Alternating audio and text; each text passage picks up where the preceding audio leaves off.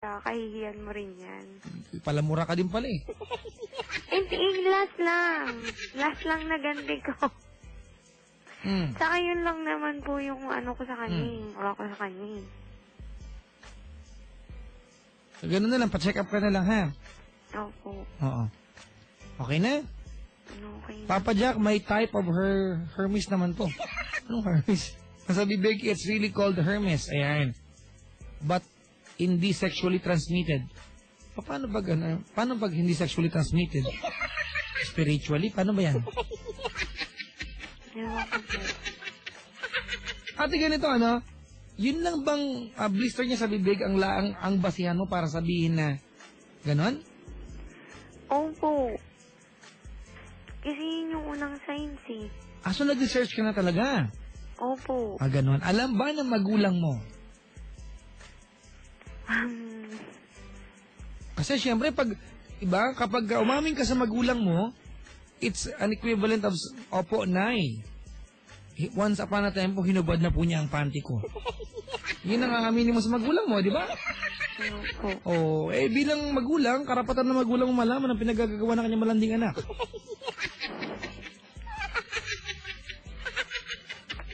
Ay, nako. Ganun na lang, ha? Okay, nakaanta ba siya gusto sabihin sa kanya? Bawala, bad words, ha? Ayoko, Papa Jack. Bakit? Wala. Ayoko. Ayoko na eh. Ayaw mo na. Kasi the last time naman sa San Lazaro. Nagpunta ka na doon? Sa SM San Lazaro po. Akala ko hospital. SM San Lazaro. Anong ginawa doon? Nagkaroon kami ng skandalo doon. Ano na naman? Doon niya ako inaway. Paano? Kasi may nabasa po siyang mga text messages sa akin na a year ago na po. Bakit sa cellphone mo yan? Kasi hindi ko po alam na may inbox 1, inbox 2. Dahil matagal na po siyang SIM card eh. Ngayon, sobrang ex ko na po yung message na yun. Sobrang ex. Papa Jack, ano ba yung Hermes na yan? Yan ba si Hermes the Frog? Hermet yun eh. Anong ginawa? Anong nabasa niya doon? Wala, nabasa lang naman niya doon yung talagang natural na yun sa amin nung dati kong boyfriend. Yun, tas saka kasi yung cellphone naman na kinuha niya, galing din sa ex-boyfriend ko yun. Siyempre, hindi na nababalik yung gamit. Siyempre, binigay, di ba? Opo. At ibabalik.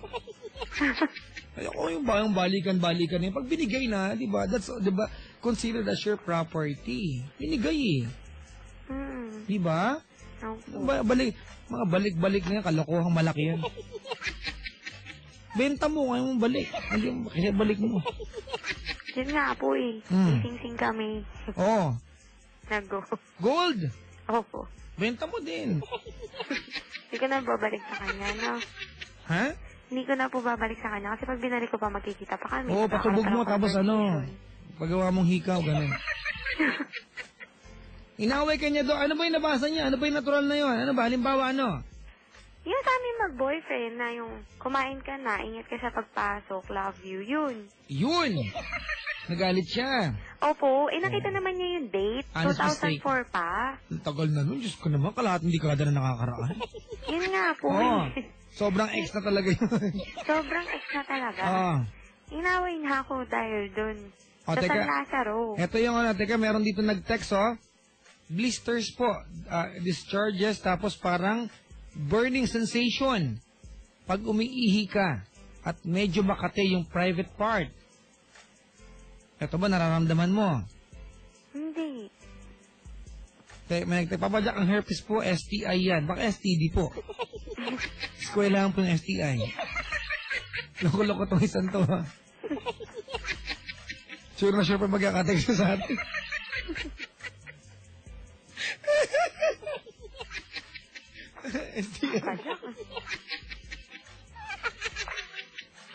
Ang kulit eh. Ba't STI? Buti hindi yan sinabi ng ama. Huwag yung ganun, te. The most common sign of herpes is red sensitive skin, that develops sores and blisters, swollen lymph and glands and headaches and naku. May mga gano'n ka ba nararamdaman? Sa ngayon, wala po. Di ba ka nakapraning ka lang? Pero para makasigurado ka, magpa-check up ka. Siyempre, nakakatakot, diba? Kumonsulta sa pinakamalapit na health center. Saan yun? Wala na, plug lang yun. Salamat sa pagtawag. Okay. Oh, sige. Anong gusto mo sabihin kung sakaling kaharap mo na yung doktor?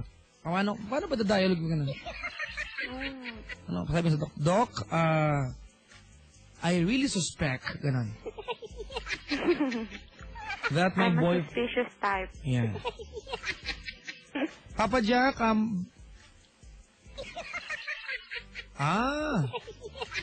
sabi dito, Papa Jack STI, ibig sabihin, sexually transmitted infection. Palusot. Don't laugh, sabi dito. Okay. Okay, fine. Iiyak kami. Dami nag-react sa STI. Sorry po. Oh, sorry ha. Ayan ha. Caused by virus. Wow. Marami pong klase niyan. Sabi dito, not necessarily sexually transmitted. O, diba? Nag-cambular sila. Hindi naman siya ganon agad. Titignan mo nga ngayon yan kung merong kakaiba. Tignan. At talagang tignan mo no? Now na. Huwag natin, baka maamoy ko yan. Okay, salamat sa pagtawag, Heidi. Apo. Ang tanging na ipayo ko lang sa'yo ay magpa-check up ka. Okay. Wala nang iba. Okay? Apo. Alright, thank you. May gusto kong sabihin sa kanya? Soli niya yung damit ko. Ito naman, wala nga solian eh. Wala ba? Binigay mo ba sa kanya yan? Hindi, kinuha niya. Ba't niya kinuha? Para daw may damit ako dun. Feeling ko type niya lang yung damit ko eh. Ha, iba din. Ganito, alright, Heidi. Okay, I want, to end this sensibly. Gusto ko malaman mo na, wag mo nang ulitin pa, di ba? Nagawin sa ito ng kahit sinong lalaki. Mumurahin ka sa public, abuse ka verbally, di ba? Kahit na internet pa yan, maling-mali yan. Alright? Kahit kailan hindi magiging tama yan. Naintindihan mo? Yan nga po eh. Iniiwasan kong makarating sa father ko po yun. Wala na. Kailangan mo humingi ng tulong sa father mo. Okay? Yan nga po. Humingi ka ng tulong. Kasi syempre, ito yung pagkakataon na kailangan mo sila. Alright? Opo. Salamat sa pagtawag. Sige po. Thank you. May nag-text ha? Sabi dito baka buni lang yan. Sana. Sana. Thank you. Ano sana ka dyan? Nawala. Buni. Thank you for calling. Thank you po. Ayan. Mga kaibigan, dawa sa Heidi ng Caloocan, nakakalungkot isipin, mga kaibigan, na feeling niya may sakit siya at hindi siya sure kung meron o wala. At nakaka-depress yan, di ba? Yung feeling mo meron kang karamdaman, di ba, na pwede kang makahawa. Pero hindi ka sure. Yeah, for your peace of mind, Heidi, bakit hindi ka magpa-check up? Ganun na lang.